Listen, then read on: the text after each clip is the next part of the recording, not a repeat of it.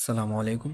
Last class के अंदर हमने डोम मैनिपुलेशन के कुछ मेथड्स के बारे में देखा था। हमने एलिमेंट बनाना सीखा था कि हम जावास्क्रिप्ट के अंदर एलिमेंट कैसे बनाते हैं, और हमने डॉट क्रिएट एलिमेंट के बारे में देखा था। इस तरह dot append document dot body dot append, इससे क्या होता है, सिंपल हमने एक h1 का टैग बनाया था dot document dot create element से। सही है। आफ्टर दैट h1 के अंदर हमने इस तरह कुछ टेक्स्ट रखा है और फिर इसको हमने बॉडी के अंदर अपेंड किए। सही, यानी बॉडी के अंदर इसको हमने इंपोर्ट किए सिंपल। अब यहाँ पर आप देख सकते हैं कि मैंने h1 का टैग नहीं बनाया, और मैंने ये आप देख सकते हैं कि यहाँ पर इसका जो डेटा है वो शो हो रहा है, क्योंकि हमने जेएस के ज़रिए से इसके अंदर एक h1 का टैग क्रिएट किया है। सही है। तो इस तरह हम किसी भी एलिमेंट को जेएस के ज़रिए से क्रिएट कर सकते हैं। सिंपल इसे हम डोम मैनिपुलेशन कहते हैं। अच्छा, यहाँ पर इसका एक और एलिमेंट होता है, जैसे का अपेंड है, इसके साथ अपेंड चाइल्ड भी होता है। सबसे पहले मैं इसे यहाँ से कमेंट कर देता हूँ, और यहाँ अगर मैं अपेंड चाइल्ड लिख दूँ तो सेम वही काम हुआ जो हम अपेंड के ज़रिए से करते थे। सही है। बट इसके अंदर डिफरेंस ये है कि जब हम अपेंड चाइल्ड लिखकर इसके अंदर कोई टेक्स्ट देंगे तो वहाँ पर हमें एरर शो करेगा। सही है, क्योंकि ये सिर्फ एक वेरिएबल को जो है अपेंड करता है, अपेंड चाइल्ड। अब मैं यहाँ पर अगर इस तरह लिख दूँ और इसके अंदर कुछ इसे टेक्स्ट लिख दूँ और मैं आउटपुट के अंदर देखूँ तो आपको एरर शो कराएगा। एग्जांपल के तौर पर अगर मैं लिख दूँ दिस इज़ अपेंड चाइल्ड, तो यहाँ पर आप देख सकते हैं कि मुझे आउटपुट में शो नहीं हो रहा और कंसोल के अंदर एरर आ रहे हैं। सही है, क्योंकि ये स्ट्रिंग एक्सेप्ट नहीं करता वेरिएबल या कोई टैग अगर आप इसके अंदर देंगे तो ये इसे आउटपुट में रिटर्न कराएगा। सही है। नहीं, अगर आपने किसी वेरिएबल को, जैसे कि हमने एक h1 का टैग बनाया और इसे हमने h1 वेरिएबल के अंदर रखा है, तो ये इसे रीड करेगा और जब हम इसे अपेंड कराएंगे बॉडी के अंदर तो ये अपेंड कर देगा। लेकिन जैसे हम इसे स्ट्रिंग में अपेंड कराएंगे कोई डेटा तो ये अपेंड नहीं करेगा। सही है, डिफरेंस ये। और अपेंड सिर्फ अगर हम अपेंड लगाएंगे तो इससे क्या होगा, स्ट्रिंग में भी डेटा अपेंड होगा और वेरिएबल भी जो है वो किसी बॉडी के अंदर हम अपेंड कर सकते हैं। सही है। अब आप देख सकते हैं कि मैंने सिर्फ अपेंड लिखा है तो this is append child output में शो हो रहा है। सही है, ये आम है। और अपेंड चाइल्ड जो है ये सिर्फ और सिर्फ वेरिएबल को रिटर्न कराते हैं। सही, सिंपल। अब हमें अगर किसी ख़ास एलिमेंट के अंदर कोई दूसरा एलिमेंट अपेंड करने, तो इसके लिए हम क्या करेंगे। अब तक जितने भी हमने h1 या जितने भी हमने टैग अपेंड किए वो हमने बॉडी के अंदर अपेंड किए। सही, अगर आपने और किया हो तो हमने document dot body dot append, यानी बॉडी के अंदर हम अपेंड करते थे। अगर हमें किसी ख़ास एलिमेंट के अंदर अपेंड करना हो तो सिंपल हम उसके लिए क्या करते हैं, हम उस एलिमेंट को एक आईडी देते हैं। सही है। आफ्टर दैट उस आईडी को टारगेट करते हैं। कैसे, document dot gate element by ID की तरह से। अब मैंने यहाँ पर इस एलिमेंट को आईडी दी है, आईडी मैंने दी है div टैग आईडी, ये मैंने इसका नेम रखा है। तो मैं इस एलिमेंट के अंदर दूसरा एलिमेंट अपेंड करना चाहता हूँ तो मैं इस आईडी को टारगेट करूँगा। सिंपल, मैं यहाँ पर लिखूँगा document dot gate element by ID और मैं पेरेंथीसिस डबल कोटेशन और उस आईडी का नेम लिखूँगा जिस एलिमेंट के अंदर मुझे दूसरा एलिमेंट अपेंड करना है। और यहाँ पर सिंपल मैं डॉट अपेंड और मुझे h1 अपेंड करना है जो मैंने ऊपर बनाया हुआ है। सही है, और यहाँ पर मैं इस तरह अपेंड कर दूँगा।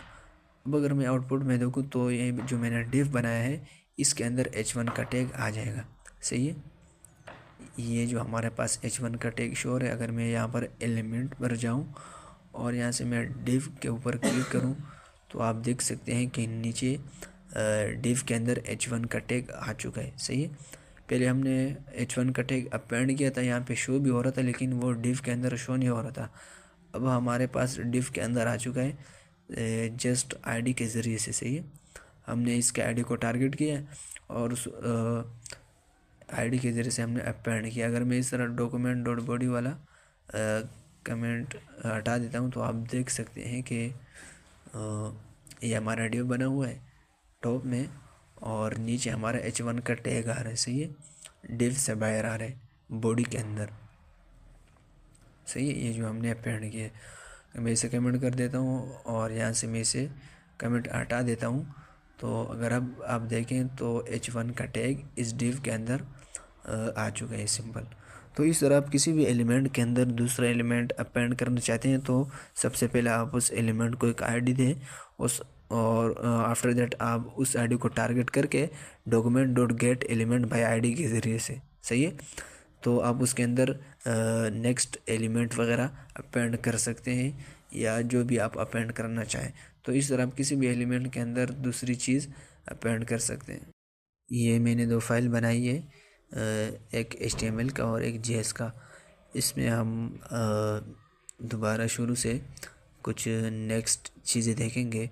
सबसे पहले मैं बेसिक HTML का कोड लिख दूंगा और यहाँ पर मैं बॉडी के अंदर बिल्कुल कुछ भी नहीं लिखूँगा, और मैं आफ्टर दैट JS के अंदर आऊँगा और सिंपल मैं console.log के अंदर कोई भी टेक्स्ट प्रिंट कर दूँगा। सही है, ताकि मुझे पता चले कि ये फ़ाइल HTML के साथ ऐड हो चुका है। एग्जाम्पल के तौर पर अगर मैं लिखूँ जावा फाइल एडेड, सही है, और इसके बाद मैं आऊँगा यहाँ पर HTML के अंदर और उस JS फाइल को इसके साथ कनेक्ट कर दूँगा स्क्रिप्ट एलिमेंट के ज़रिए से, और उस JS फाइल का पाथ दूँगा src एट्रीब्यूट के ज़रिए से, सिंपल।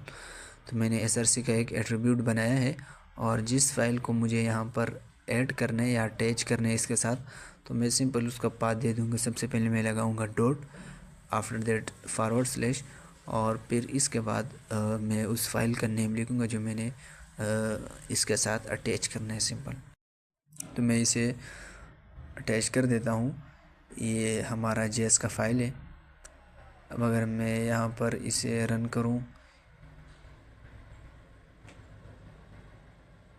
सही, और मैं यहाँ F12 से भी डायरेक्ट जा सकता हूँ। यहाँ पे कंसोल पे आऊँगा और मैं माउस का राइट क्लिक करके इंस्पेक्ट के ज़रिए से भी कंसोल में जा सकता हूँ। तो सिंपल जो हमने यहाँ पर टेक्स्ट लिखा था वो यहाँ पर कंसोल के अंदर प्रिंट हो चुका है, सही है।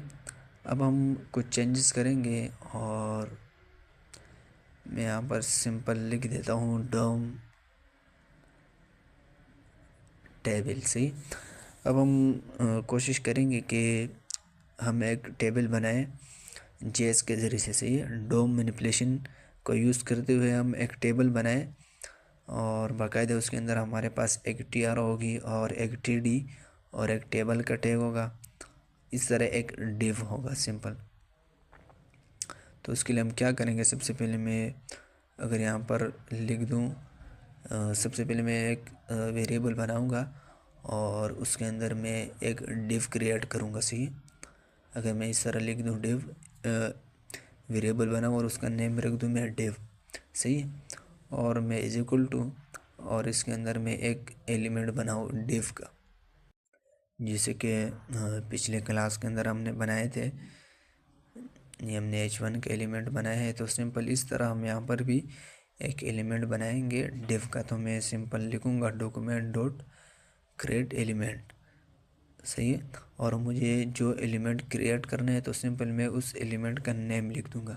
अगर मुझे डिव क्रिएट करना है तो मैं डिव लिख दूँगा, सही है। डबल कोटेशन मैंने डाली और मैंने डिव लिखा, तो सिंपल हमारे पास डिव का टैग बन चुका है और ये डिव के वेरिएबल के अंदर सेव भी हो चुका है, सही है। अब बिल्कुल इसी तरह मैं यहाँ पर नीचे एक टेबल का टैग बनाऊँगा और इसको मैं टेबल के वेरिएबल के अंदर रख दूँगा, सही है। मैं यहाँ पर इस तरह टेबल लिख दूँगा और आफ्टर दैट मैं इसके अंदर एक टेबल का एलिमेंट क्रिएट कर दूँगा, सिंपल डॉट क्रिएट एलिमेंट के ज़रिए से। अब मैंने यहाँ पर टेबल लिखा है तो सिंपल हमारे पास टेबल का एलिमेंट बन चुका है और वो टेबल वेरिएबल के अंदर भी सेव हो चुका है। इसी तरह मैं TR का टैग बनाऊंगा और TH का। अब ये आप पर है, आप कितने TR बनाना चाहते हैं, सही, आप कितने रो बनाना चाहते हैं। आप 10 रो बनाना चाहते हैं तो आप 10 TR के एलिमेंट क्रिएट करेंगे, सही है। आप उसके साथ TR1, TR2, TR3 इस तरह आप एक TR के अंदर कितनी TD रखना चाहते हैं तो उसके मुताबिक फिर आप TD क्रिएट करें, सही है। तो ये आपका असाइनमेंट है कि हम किस तरह डोम मैनिपुलेशन को यूज़ करते हुए एक टेबल बना सकते हैं। तो आप खुद ट्राई करें। इंशाल्लाह नेक्स्ट क्लास के अंदर हम इसके ऊपर डिस्कस करेंगे कि हम डोम मैनिपुलेशन को यूज़ करते हुए किस तरह एक प्रॉपर जेस के ज़रिए से हम टेबल बना सकते हैं, सही है। तो आप ट्राई करें, मैं चाहता हूँ कि आप खुद कोशिश करें, और जो इशू है इंशाल्लाह नेक्स्ट क्लास के अंदर हम एक प्रॉपर टेबल बनाएंगे तो उसमें आपके सारे सवालात सॉल्व हो जाएंगे।